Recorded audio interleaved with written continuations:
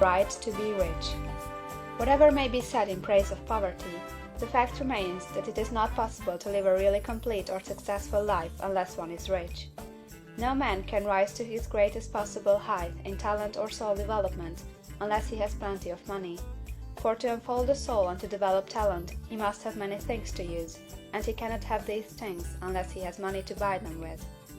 A man develops in mind, soul, and body by making use of things, and society is so organized that man must have money in order to become the possessor of things. Therefore, the basis of all advancement for a man must be the science of getting rich. The object of all life is development, and everything that lives has an inalienable right to all the development it is capable of attaining.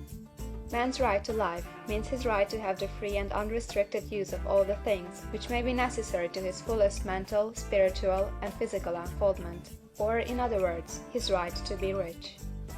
In this book, I shall not speak of riches in a figurative way. To be really rich does not mean to be satisfied or contented with a little. No man ought to be satisfied with a little if he is capable of using and enjoying more. The purpose of nature is the advancement and unfoldment of life, and every man should have all that can contribute to the power, elegance, beauty, and richness of life. To be content with less is sinful. The man who owns all he wants for the living of all the life he is capable of living is rich, and no man who has not plenty of money can have all he wants. Life has advanced so far, and become so complex, that even the most ordinary man or woman requires a great amount of wealth in order to live in a manner that even approaches completeness. Every person naturally wants to become all that they are capable of becoming. This desire to realize innate possibilities is inherent in human nature. We cannot help wanting to be all that we can be.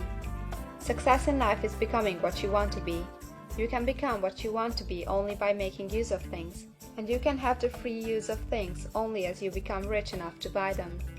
To understand the science of getting rich is therefore the most essential of all knowledge. There is nothing wrong in wanting to get rich. The desire for riches is really the desire for a richer, fuller, and more abundant life, and that desire is praiseworthy.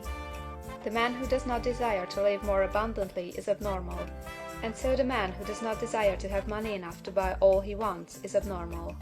There are three motives for which we live. We live for the body, we live for the mind, we live for the soul. No one of these is better or holier than the other. All are alike desirable, and no one of the three, body, mind, or soul, can live fully if either of the others is cut short of full life and expression. It is not right or noble to live only for the soul and deny mind or body, and it is wrong to live for the intellect and deny body or soul. We are all acquainted with the loathsome consequences of living for the body and denying both mind and soul, and we can see that real life means the complete expression of all that man can give forth through body, mind, and soul.